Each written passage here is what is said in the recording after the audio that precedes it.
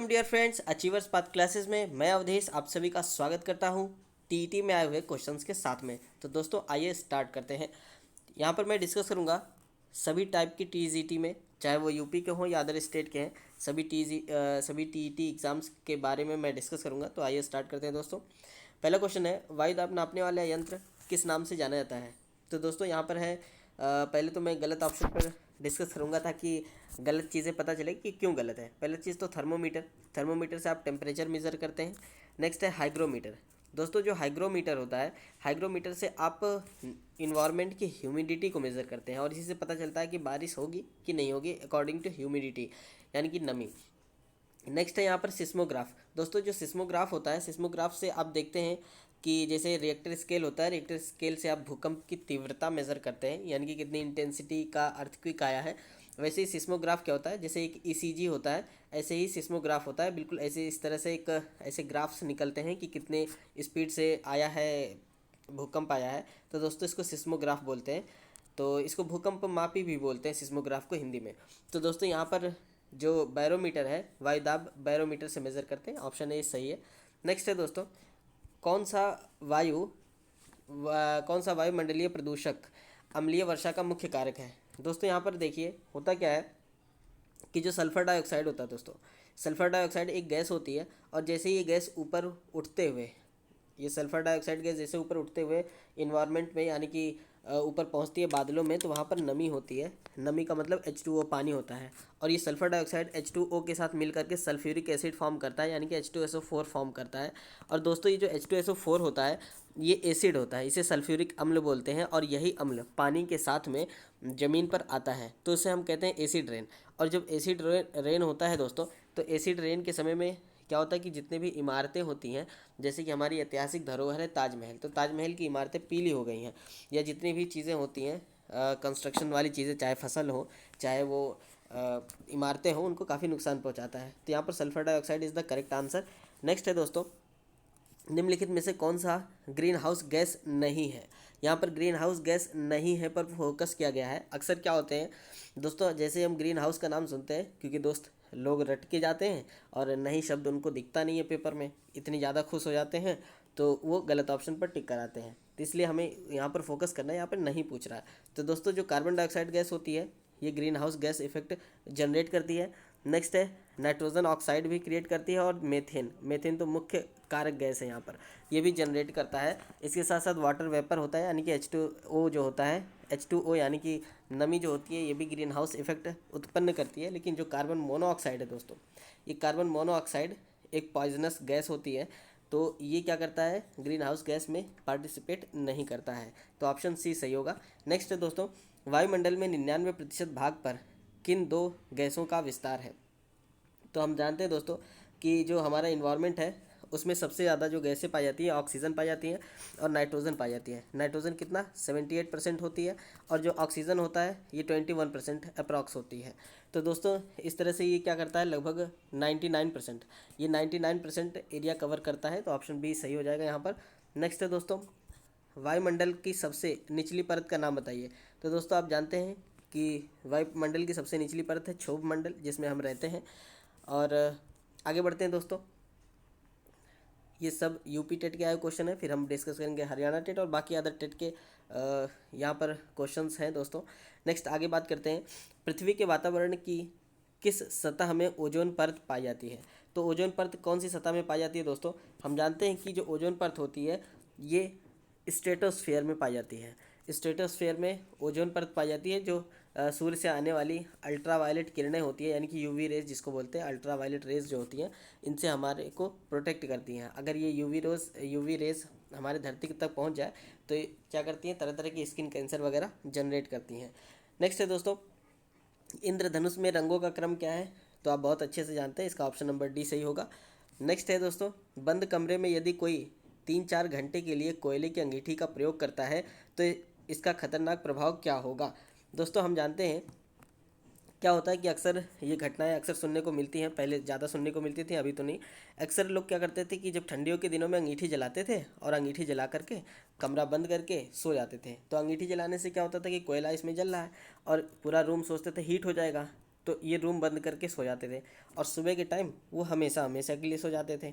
दोस्तों कारण क्या होता था, इसका रीज़न ये होता था कि जब भी कोयला जलता है तो कोयला जलने के साथ साथ एक गैस निकलती है जिसे बोलते हैं सीओ। सीओ का मतलब कार्बन मोनोऑक्साइड। दोस्तों ये जो कार्बन मोनोऑक्साइड जो होती है ऐसी गैस होती है जो रक्त में बहुत तेज़ी से डिज़ोल्व हो जाती है, घुल जाती है। तो जैसे ये ब्लड में तेज़ी से घुलता है और इंसान क्या होता है, धीरे धीरे डेड हो जाता है, हार्ट काम करना बंद कर देता है।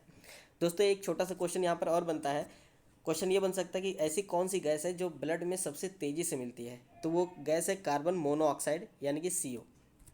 तो दोस्तों फिलहाल हम 8th वाला क्वेश्चन देखें तो इसका आंसर नंबर सी सही है, क्योंकि रक्त में कार्बन मोनोऑक्साइड की मात्रा बढ़ जाती है। नेक्स्ट है दोस्तों, फ़ारेनहाइट पैमाने पर पानी का क्वथनांक होता है। दोस्तों यहाँ पर दो चीज़ें हैं, एक गलनांक होता है और एक क्वथनांक होता है। तो जो फ़ारेनहाइट होता है, इस पर जो फ़ारेनहाइट पैमाने पर पानी का जो क्वथनांक होता है, ये होता है दोस्तों 212 होता है, ठीक है ना, अकॉर्डिंग टू फ़ारेनहाइट पैमाना। नेक्स्ट है दोस्तों लोहे के, हालांकि मैं यहाँ डिस्कस करना चाहता हूँ दोस्तों, लेकिन मैं सोच रहा हूँ कि इसके लिए एक थोड़ा सा अलग वीडियो बना दूँ। अगर आप लोग डिमांड करते हैं तो मैं अलग वीडियो बनाऊँगा, क्योंकि इससे रिलेटेड क्वेश्चन पूछे आते हैं, तो बहुत ज़्यादा डिटेल में अभी नहीं जाते हैं। नेक्स्ट है दोस्तों, लोहे की छड़ को एक सिरे से गर्म करने पर उसका दूसरा सिरा गर्म हो जाता है, ये इस प्रकार के पदार्थ को क्या कहते हैं। तो दोस्तों होता क्या है, इस प्रकार के जो पदार्थ होते हैं वो आपका उष्मा का अच्छा सुचालक माना जाता है। और जो कुचालक होता है, कुचालक मतलब हीट को ट्रांसफ़र करने नहीं देता है। और अर्धचालक क्या होता है, अर्धचालक वे चालक होते हैं। अर्धचालक क्या होते हैं, ना तो ये पूरी तरह से चालक होते हैं, ना ही पूरी तरह से अचालक होते हैं, इसलिए इनको अर्धचालक कहते हैं। नेक्स्ट है दोस्तों, पृथ्वी का उष्मायन का अर्थ क्या है, यानी कि जो पृथ्वी का जो टेम्परेचर इंक्रीज़ होता है, इसका मतलब क्या होता है, ग्रीन हाउस गैसों द्वारा पृथ्वी का तापमान में वृद्धि। पृथ्वी का टेम्परेचर जो बढ़ता है वो ग्रीन हाउस इफेक्ट के कारण बढ़ता है और ग्लेशियर्स पिघलते हैं और वाटर लेवल बढ़ता है समुद्र का। नेक्स्ट है दोस्तों, अम्लीय वर्षा से ऐतिहासिक इमारतों तथा मूर्तियों का संरक्षित यानी कि संक्षारित यानी कि क्षरण होना कहलाता है। क्या कहलाता है दोस्तों, तो यहाँ पर कहलाता है कि स्टोन लेप्रोसी। स्टोन लेप्रोसी क्या होता है दोस्तों, जैसे कि मैंने अभी भी एग्जांपल दिया था कि जो सल्फर डाइऑक्साइड होता है एसिड रेन क्रिएट करता है, H2SO4 सल्फ्यूरिक एसिड बनाता है वाटर के साथ मिल करके। होता क्या है कि जैसे ही सल्फ्यूरिक एसिड किसी भी इमारत पर पड़ता है तो क्या होता है कि स्टोन कैंसर होता है। स्टोन कैंसर का मतलब वो इमारतें पीली हो जाती हैं और धीरे धीरे वो भुरभुरी सी होने लगती हैं वो इमारतें, इसलिए इसको बोलते हैं स्टोन लेप्रोसी बोलते हैं। नेक्स्ट है दोस्तों, मिनमाता। दोस्तों यहाँ पर कैंसर भी पूछा जाता है, ताजमहल का कैंसर किसे कहते हैं, तो दोस्तों क्या होता है, यही सल्फर डाइऑक्साइड गैस रिस्पॉन्सिबल है ताजमहल के कैंसर के लिए। नेक्स्ट है दोस्तों, मिनमाता रोग प्रदूषण जनित रोग है जो परिणाम है। देखिए दोस्तों यहाँ पर एक मिनीमाता लिखा है, किसी किसी को मिनीमाटा लिखा रहता है। एक्चुअल में जो मिनीमाता डिजीज़ होता है दोस्तों, यहाँ पर ऑप्शन नहीं दिया हुआ है, लेकिन मैं बताता हूँ एक्चुअल में होता क्या है।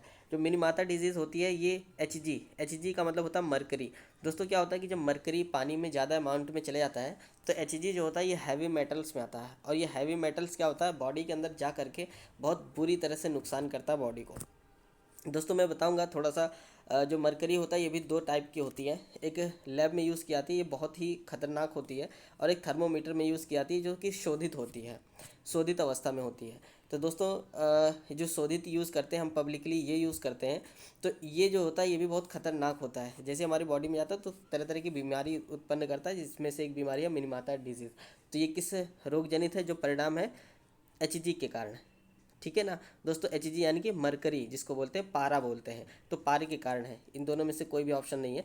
नेक्स्ट है दोस्तों, ये देखिए यहाँ पर दे रखा है ऑप्शन नंबर सी में। दोस्तों ये दे रखा है औद्योगिक पारा अपशिष्टों को पानी में छोड़ देने से, तो ऑप्शन नंबर सी सही है इसका, मिनीमाटा डिजीज़ का। नेक्स्ट है दोस्तों, भारत के किस राज्य में पानी पंचायत प्रारंभ हुई। तो दोस्तों जो भारत, ये याद करने वाला क्वेश्चन है, जो महाराष्ट्र है यहाँ पर सबसे पहले पानी पंचायत शुरू हुई थी। नेक्स्ट है दोस्तों, ओजोन परत सूर्य से आने वाली किन किन किरणों को रोकती है। तो सूर्य से आने वाली जो किरणें होती हैं, पराबैंगनी किरणें, अभी भी मैंने बताया यूवी रेज होती हैं, इनको रोकता है। और नेक्स्ट दोस्तों है 16 नंबर क्वेश्चन पूछ रहा है कि भूमिगत जल स्तर को उसके प्राकृतिक स्तर पर पुनः लाने के लिए निम्नलिखित में से कौन सा उपाय सर्वथा उचित है। दोस्तों इसी टाइप का क्वेश्चन सीटेट में पूछा गया था, सीटेट 2019 में, तो ये पूछा जा चुका है और ये काफ़ी इंपॉर्टेंट क्वेश्चन बनता है जो कि यूपी टेट 2013 में पूछा भी जा चुका है, नवंबर 13 में। दोस्तों इसका जो आंसर होगा, इसका आंसर नंबर होगा सी, यानी कि पाताल तोड़ कुओं का अधिक निर्माण किया जाए। ये पाताल तोड़ कुएँ होते क्या दोस्तों, एक्चुअल में होता क्या है कि जो कुएँ होते हैं, जब ज़्यादा अमाउंट में हम कुएँ बनाते हैं तो कुएँ बनाने से क्या होता है कि ज़्यादा से ज़्यादा अमाउंट में पानी इकट्ठा होता है, और ये जो होता है कुआँ जो होता है, कुएँ का जो पानी होता है, एक्चुअल में जो दोस्तों कुएँ का पानी ये वाटर लेवल के टच में होता है, जिसका पानी होता है ये वाटर लेवल के टच में होता है। और यहाँ पर जैसे ये पानी भरा है कुएँ में, यहाँ तक पानी भरा है और यहाँ पर आप खड़े हैं, यहाँ पर खड़े होकर के आप देखते हैं इसके अंदर के पानी को, तो दोस्तों आप पाते हैं कि जो कुआं होता है ये हमारे जो ज़मीन के अंदर वाटर लेवल होता है इसके डायरेक्ट कांटेक्ट में होता है, इसके डायरेक्ट कांटेक्ट में होता है। अभी दोस्तों हम आगे बढ़ेंगे, तो इसका आंसर ये है पाताल तोड़ कुएँ बनाए जाए। और दूसरा कारण क्या होता है दोस्तों, जो फ़र्श बना देते हैं, फ़र्श बनने के कारण भी ज़मीन के अंदर पानी नहीं जा पाता है, तो ज़्यादा से ज़्यादा अगर हम वहाँ पर मिट्टी रखते हैं तो मिट्टी वाले इलाके में भी जाता जाता है, लेकिन इसका फ़िलहाल ऑप्शन नंबर सी सही होगा। नेक्स्ट है भोपाल गैस त्रासदी किस गैस के कारण होता है। ये बहुत ही फेवरेट क्वेश्चन है, पता नहीं कितनी बार पूछा गया, ये मोस्ट फेवरेबल क्वेश्चन है दोस्तों। भोपाल गैस त्रासदी ना कि सिर्फ टीटी एग्ज़ाम्स के लिए, बाकी अदर्स एग्ज़ाम के लिए भी। दोस्तों यहाँ पर 17 का होगा डी, यानी कि मिथाइल आइसोसाइनेट, तो ये रट लीजिए, ठीक है, काफ़ी वेरी वेरी इंपॉर्टेंट क्वेश्चन है, ये कभी भी पूछ लिया जाता है। नेक्स्ट है दोस्तों वायुमंडल की सबसे ठंडी परत कौन सी होती है। तो वायुमंडल की सबसे ठंडी परत जो होती है वो मध्यमंडल होती है दोस्तों। यहाँ का जो टेम्परेचर होता है बहुत ज़्यादा होता है, -100 डिग्री सेल्सियस के अप्रॉक्स होता है। नेक्स्ट है दोस्तों किस किस किस से नदी के प्रदूषण स्तर की माप की जाती है। तो नदी के प्रदूषण स्तर की माप किससे की जाती है दोस्तों, बीओडी से मेज़र की जाती है, ठीक है। बीओडी के बारे में अभी एक्सप्लेन है, मैं बताऊंगा उस क्वेश्चन में। तो बीओडी से आप याद रखिए, इससे वाटर लेवल कितना दूषित हुआ है, कितना सही है, उसका मेज़र किया जाता है। नेक्स्ट है दोस्तों 20वां क्वेश्चन, निम्नलिखित में से कौन सा एक ग्रीन हाउस गैस है। तो आप जानते हैं जो ग्रीन हाउस गैस है पूछ रहा है, तो वो मीथेन है, तो मीथेन ग्रीन हाउस गैस है। नेक्स्ट है दोस्तों पृथ्वी पर पहुंचने से पहले ओजोन परत किन किरणों को अवशोषित करती है। तो पृथ्वी पर पहुंचने से पहले जो ओजोन परत होती है दोस्तों, ये हमारे पराबैंगनी किरणों यानी कि अल्ट्रावायलेट रेज को अवशोषित कर लेती है। नेक्स्ट है विश्व ओजोन दिवस कब मनाया जाता है। विश्व ओजोन दिवस मनाया जाता है आपका 16 सितंबर को। नेक्स्ट है समुद्र का कितना प्रतिशत जल पीने योग्य है। तो समुद्र का 0.65% जल ये पीने योग्य है। नेक्स्ट है दोस्तों ये देखिए आ गया BOD 5 क्या होता है। देखिए दोस्तों क्या होता है BOD, एक्चुअल में क्या होता है, ये ऑप्शन नंबर बी सही होगा, biochemical oxygen demand in 5 days. इसका मतलब ये होता है, एक्चुअल में क्या होता है दोस्तों, जो हमारा वाटर होता है, वाटर बॉडीज़ होती हैं, वाटर बॉडीज़ का मतलब जैसे लेक, पॉन्ड, ओशन हो गया, यानी कि जितने भी तालाब, झीलें, नहरें, नदियाँ, ये सब जो होती हैं दोस्तों, इसमें क्या होता है कि जितना ज़्यादा इनके पानी में जितना ज़्यादा ऑक्सीजन घुलित अवस्था में, डिज़ोल्व अवस्था में रहता है, उतना ही ज़्यादा शुद्ध पानी ये होता है, और उतना ही ज़्यादा उसके अंदर पेड़ पौधे होते हैं, उतना ही ज़्यादा एक्वेटिक एनिमल यानी कि जलीय जीव जंतु उसके अंदर पनपते हैं।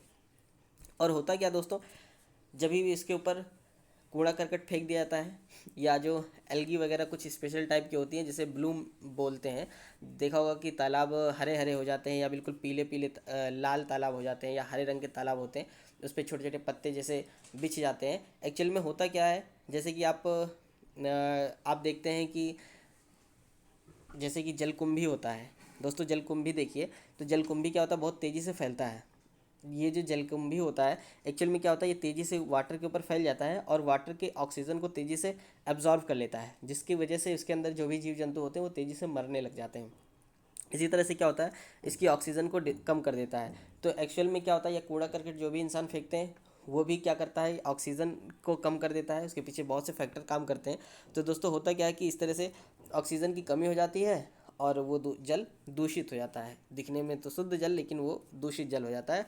तो BOD का मतलब होता है बायोकेमिकल ऑक्सीजन डिमांड। नेक्स्ट है दोस्तों, अच्छा दोस्तों यहाँ पर एक चीज़ और है, यहाँ पर 5 करके दे रखा है, तो 5 से मतलब 5 डेज होता है, 5 मंथ ना ले लेना, ना 5 मिनट लेना, तो ऑप्शन नंबर बी सही होगा। नेक्स्ट है दोस्तों हरित गृह, हरित गृह, अच्छा हाँ एक मज़ेदार बात, पूछिए आप कहाँ पे रहते हैं, तो कुछ लोग कहते हैं हम ग्रह में रहते हैं। भाई साहब आप ग्रह में तो रहते हैं, पृथ्वी ग्रह में, लेकिन ग्रह और गृह में अंतर होता है। ग्रह का मतलब होता है प्लेनेट, ठीक है ना। जैसे बुध, शुक्र, पृथ्वी, मंगल, अर्थ, वीनस, नेपच्यून, ठीक है। ये प्लूटो, ये आपका ग्रह यानी कि प्लेनेट होता है। और गृह मतलब घर होता है। तो यहाँ पर दे रखा है हरित गृह प्रभाव, इसको गृह पढ़ेंगे भाई साहब, ग्रह नहीं पढ़िए।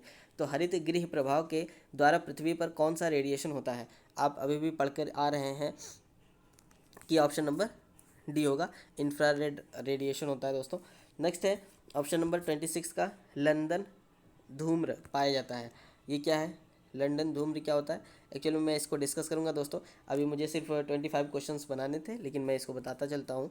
नेक्स्ट है शीतकाल में सुबह के समय, शीतकाल में सुबह के समय एक्चुअल में क्या होता है कि जो आप जानते हैं कि जो ब्रिटिशर्स हैं, उनका जो कंट्री है, वहाँ पर क्या होता है कि मॉर्निंग टाइम में बिल्कुल धुंध सी रहती है हमेशा, क्योंकि वहाँ पर एक ही मौसम होता है और वो है ठंडी। तो दोस्तों होता क्या है कि यहाँ पर इतना ज़्यादा पॉल्यूशन होता है भारत में, इतना पॉल्यूशन होता है कि ऐसे लगता है कि बिल्कुल जब मॉर्निंग में आप उठ रहे होते हैं तो बिल्कुल धुंध सी छाई रहती है। ऐसा आपको फील होता है कि आप ब्रिटेन में हैं, लेकिन आप होते हैं गंदगी वाली पॉल्यूटेड जगह पर। तो इसका ऑप्शन नंबर हो जाएगा डी। तो दोस्तों वीडियो कैसा लगा ज़रूर बताइएगा। नेक्स्ट क्वेश्चन के साथ हम नेक्स्ट वीडियो में मिलते हैं। और अगर वीडियो पसंद आते हैं दोस्तों तो प्लीज़ लाइक कीजिए, शेयर कीजिए और सब्सक्राइब कीजिए दोस्तों। लाइक करने से मुझे मोटिवेशन मिलता है। और फिर मिलते हैं नेक्स्ट वीडियो के साथ में दोस्तों। Thank you.